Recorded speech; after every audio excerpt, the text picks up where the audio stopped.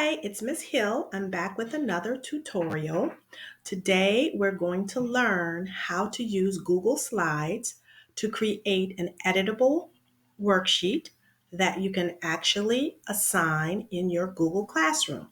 So the first thing that I want you to do is to go and find your Google Slides and just click on New, as I'm doing here, Presentation. And then we can go and find us a worksheet that we can actually use to change into an editable document. So I'm just going to go, and I happen to be in Bing. So I'm going to type in worksheet, third grade, find area. And then I'm just simply going to click on the very first item that comes up. And it looks like it's education.com. So let's just see if we can find us a worksheet that we can change into an editable document. And we've been working on area in my class. So I'm going to just go ahead and search area. And let's see what comes up. Okay, so let's just go ahead and click on this particular worksheet. And this is what comes up. It says measuring learning check. So I'll just simply click on it.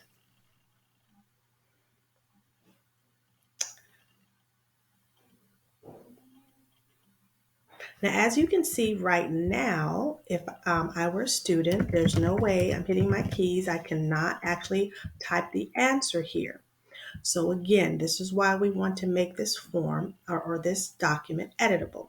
So what I'm going to do is click over here, and we're just kind of resizing the page. And then I'm going to go over here to where it says type here to search. And I'm going to type in snipping because I want to get my snipping tool. And then I'm going to click on Snipping Tool.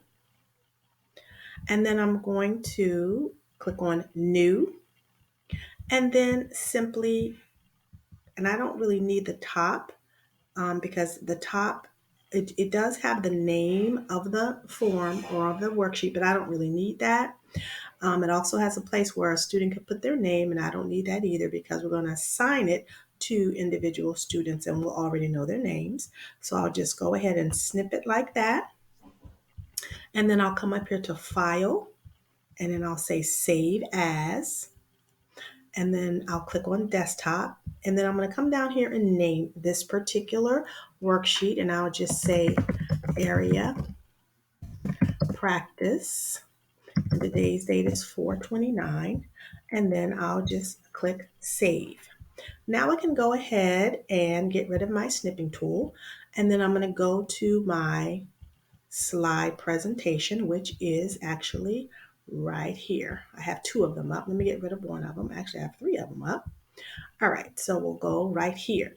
So the first thing I want to do is I want to get rid of my boxes. So I'll just click on the edge of the box and then click my delete button.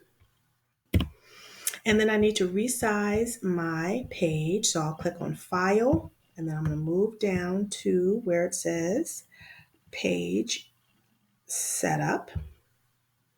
And then where it says widescreen 16:9, I'm going to click on custom, and I'm going to just make this a regular size piece of paper, which of course is 8.5 by 11. And then I'm going to click apply. And as you can see, it changed the way the paper is on the page. Now what I want to do is I have to go in and find that particular worksheet that I named. I think I named it Area Practice. So we need to click on Background. And when you put it in the background, the students will not be able to change anything else on the form. The only thing they'll be able to do is to type in the boxes that you create. So now I'm going to simply say choose image. And then I'm going to browse because now I need to find that particular worksheet that I saved on my desktop.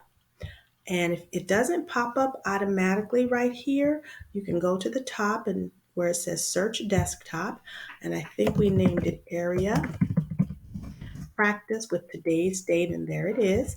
So I'm going to double click on it. And then I'm going to click done. And there is our worksheet. So now what I want to do is to add text boxes in so that students can actually type on this particular worksheet. But first I want to make it a little bit bigger because it'll be easier for me to add in text boxes if the lines are a little bit bigger where you put in the text box. So this right here is where I'm going to add the text box. So I'm going to go up here to the T for text box, and I'm going to come down here and sort of just draw a text box. Now, once I'm here, I can simply just click on that text box and do Control C for copy and then Control V for paste. So I'm going to take the new text box, put it here.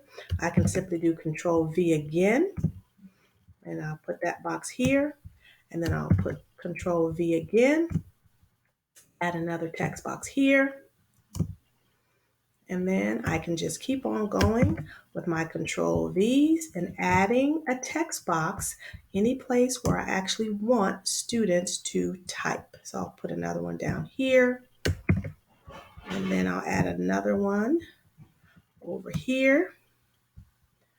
And I think I have two more. I'll add one here. Whoops, not sure what I did there, but let's go back.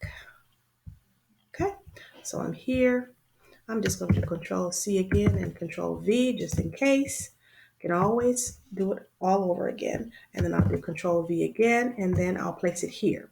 Now, what I like to always do is to go through to make sure that I've added all of my text boxes. I'm not going to add all the text boxes here because this is just for practice. But if I go to where I think I put a text box and I click, if a blue box appears, then that means there's a text box there. So I'll do it there as well. And I'll come and do it here as well and here. So I'm good. So I have the text boxes that I want on this particular